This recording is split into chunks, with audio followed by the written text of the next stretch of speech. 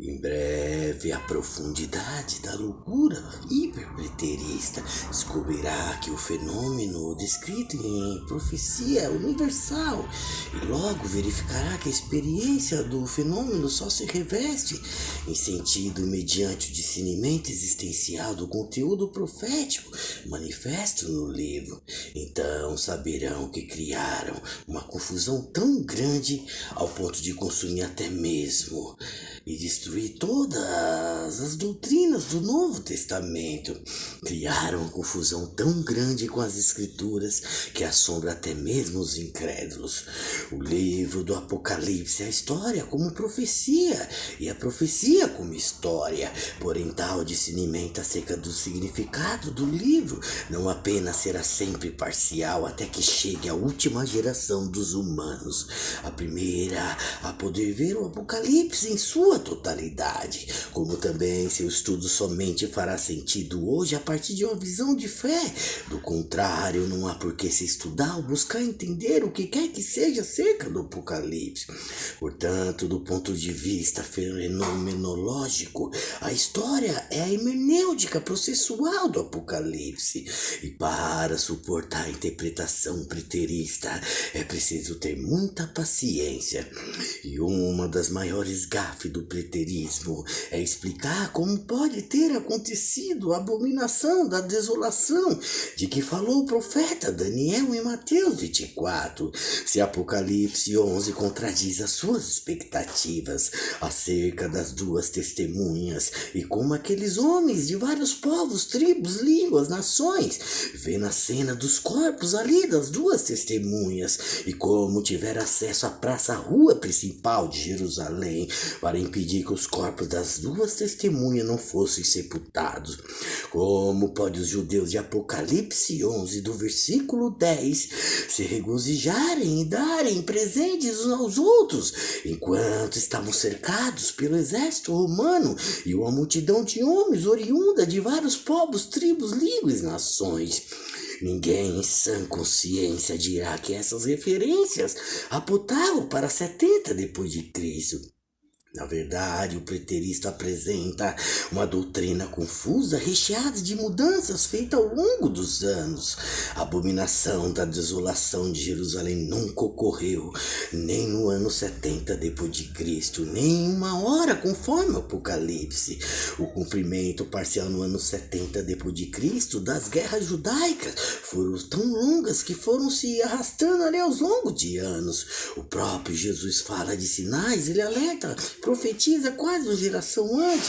Além disso, a sentença sobre a vinda de Cristo em Apocalipse, que é dito ser como um ladrão, não pode ser usada ali como uma analogia com relação à queda de Jerusalém, porque a queda de Jerusalém não foi como um ladrão. Esse detalhe prova que a vinda não pode ser limitada a 70 depois de Cristo, pois os judeus não foram pegos de surpresas. Rumores de uma invasão romana já eram noticiados ali na Judéia, mesmo antes do exército entrar na cidade. O preterismo está abarrotado de contradições, e elas são muitas. E como então conciliar com o que é racional a interpretação aberrante do tipo preterista? A verdadeira desolação de Jerusalém tem um limite de tempo, até que os tempos dos gentios se completem em Lucas 21, do versículo 24. Isso significa que haverá um tempo de restauração para Jerusalém que nunca ocorreu. O Messias virá primeiro com poder e grande glória para ser visto pelo povo judeu, e somente depois dessas coisas que os eventos de Lucas 21, do versículo 25 em diante, que são posteriores, futuros aos acontecimentos de Lucas do 21, do versículo 20 ao 24, acontecerão. A profecia de Zacarias 12, 14 diz que haveria um cumprimento escatológico naquele dia, dia de livramento para Jerusalém, dia de vitória para Jerusalém, um dia de ira contra as nações gentias. Jerusalém depois seria transformado por Deus, para que assim aconteça o tempo de submissão dos gentios de Jerusalém, lá em Zacarias 14, e uma grande libertação para a terra em Zacarias 13. Então as nações trarão suas riquezas e honra para Jerusalém, Jerusalém. Depois que Jerusalém fosse salva e redimida, para que se cumprisse tudo o que está escrito em relação ao povo judeu, possa se cumprir Zacarias 13 e Romanos 11. O ataque a Jerusalém seria ocasião para a destruição final dos inimigos de Israel, encerrando assim o tempo dos gentios de Zacarias 14. O Messias virá em grande poder e glória durante os eventos da batalha. Esse é um exemplo desastroso para os preteristas dentro do seu capítulo favorito, mas existem dezenas deles em outros contextos das Escrituras. Existem alguns problemas insuperáveis quando se trata do ensino ali aberrante de que Nero também dizem que era o anticristo. Daniel 9:27 diz que o príncipe que há de vir é uma referência do Antigo Testamento para o futuro do líder mundial e faria um pacto de 7 anos relativo a Israel. Nero nunca fez nenhuma aliança desse tipo, segundo muitos intérpretes das Escrituras. Os Texanolicenses 2 do versículo 4 diz que esse futuro líder mundial vai ter seu assento no templo de Deus, apresentando-se como sendo Deus. Isso nunca aconteceu no ano 70. Nero jamais esteve em Jerusalém, longe de ser consumido pelo sopro de Cristo na sua vinda.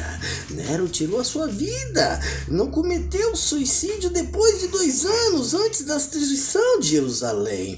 Paulo está afirmando aqui: esse homem do pecado tem que se levantar antes da vinda do Senhor, que fica impossível concluir como sendo um personagem que viveu 20 séculos atrás e que não foi destruído pelo próprio Cristo, pois a profecia diz que esse indivíduo será destruído com o resplendor da sua vida em 2 Tessalonicenses. E nas circunstâncias atuais, com todas as desordens de natureza ecológica que estão acontecendo hoje no planeta, estamos próximos de vivenciar Mateus 24 e o Apocalipse de João. Nunca a terra esteve tão agonizante e potente. O diabo foi solto e saiu furioso. Sabe que seus dias são poucos. Mateus 24 fala-nos do fim dos tempos e termina com a vinda do Filho do Homem. E Mateus 25 nos diz o que acontece depois. Que Deus abençoe a todos.